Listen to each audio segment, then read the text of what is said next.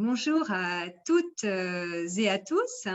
Je suis heureuse de recevoir deux intervenants de l'événement La philosophie, un art de vivre, qui aura lieu le 18 novembre à 20 heures dans le cadre de la Nuit de la philosophie, qui est soutenue par l'UNESCO Suisse.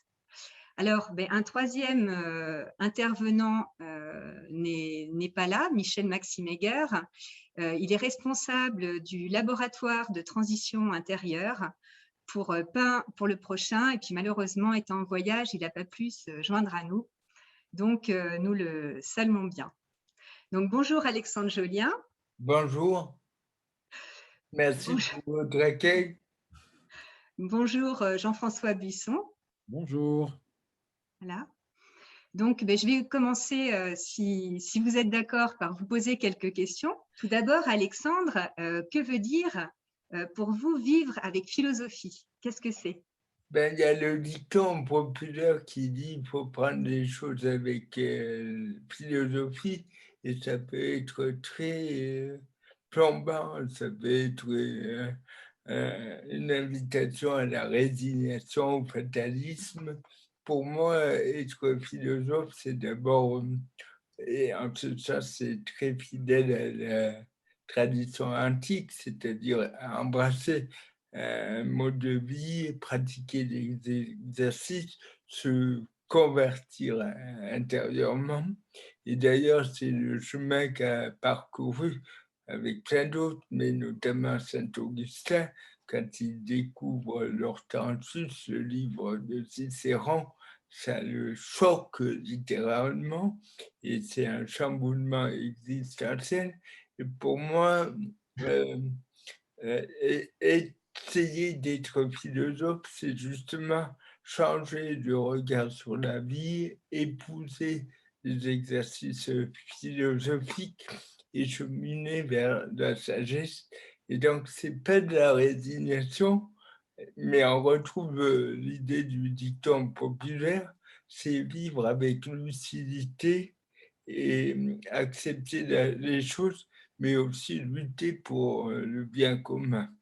Mm. Merci Alexandre. Jean-François, la philosophie est-elle accessible à tous et à toutes? Alors évidemment, je rebondis sur ce que vient de dire Alexandre. Si la modernité a fait de la philosophie une discipline très intellectuelle, quasi inaccessible, en réalité, nous militons, je pense, lui et moi, pour une réactualisation de la philosophie à la manière classique, c'est-à-dire telle qu'elle était conçue par ses fondateurs. Je pense à Pythagore en particulier, mais aux écoles de philosophie grecque et romaine. C'est-à-dire qu'il s'agissait plus d'aimer la sagesse. Philosophia, j'aime la sagesse, et pas seulement j'aime la connaissance. Il est important de bien distinguer les deux. On peut aimer la connaissance, mais aimer la connaissance n'implique pas forcément de vivre avec sagesse. En revanche, tenter de vivre avec sagesse, c'est une manière d'utiliser dans la pratique la connaissance, de transformer la connaissance en expérience vécue. Donc, oui, je pense que la philosophie est accessible à tous. Nous avons tous un petit philosophe qui sommeille en nous-mêmes. Il faut le laisser s'exprimer. Il faut effectivement que chacun puisse très tôt apprendre à se connaître soi-même, c'est-à-dire à être capable d'évaluer ses forces et ses faiblesses, à se connaître pour pouvoir se transformer, pour pouvoir euh, avoir un mode de vie qui ne nous nuise pas à nous-mêmes, mais qui ne nuise pas non plus aux autres et qui ne nuise pas non plus à la nature. Mais pour cela, il faut se connaître un minimum pour se transformer un minimum. Et les exercices spirituels dont parlait Alexandre sont effectivement au cœur de la philosophie, ces outils très simples mais très efficaces pour s'améliorer soi-même et par conséquent avoir une vie plus heureuse. Merci beaucoup. Alors, les deux prochaines questions, je vais vous les poser à tous les deux, donc n'hésitez pas à intervenir. Déjà, Alexandre, quand elle est vécue, la philosophie peut-elle transformer le cœur des femmes et des hommes? Oui, je pense que ça peut. Il y a une image qu'on trouve chez les sceptiques, ça peut purger l'âme et le cœur des patients tristes, de l'égoïsme, du narcissisme. Et c'est une sculpture de soi, dépouillement, comme dirait Plotin, pardon, et il y a toute une série d'exercices, comme disait Jean-François, qui nous permet de mieux habiter le monde, d'oser une générosité et de sortir des préjugés pour avoir une lucidité joyeuse sur le monde et sur l'autre. Et ça peut aider au vivre ensemble. Merci Alexandre. Je rajouterai, si vous permettez, que je suis très heureux que dans la question, on parle du cœur. Je pense que tout le monde sait qu'en Égypte, dans l'Égypte pharaonique, qui a inspiré les Grecs, cette Égypte millénaire, cette Égypte des mystères, c'était le cœur que l'on pesait dans la pesée de l'âme à l'issue de l'existence. Et ce cœur était pesé, et de l'autre côté de la balance, il y avait la fameuse plume de Mahat, la plume de la justice et de l'intelligence. Donc il était question pour les Égyptiens de passer sa vie à purifier son cœur, à faire en sorte que ce soit plus le cœur qui pense plutôt que la tête. C'est-à-dire qu'on utilise moins la raison rationnelle, analytique, calculatrice, mais que l'on laisse parler son cœur, qu'on ouvre son cœur pour recevoir la vie, pour être en harmonie déjà avec soi-même et avec le monde. Cette ouverture du cœur est au centre, effectivement, de la philosophie.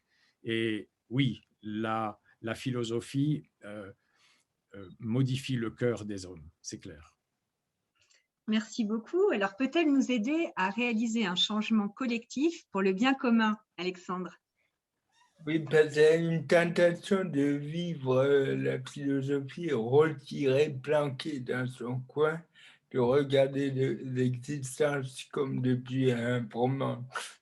C'est déjà une tentation dans l'Antiquité.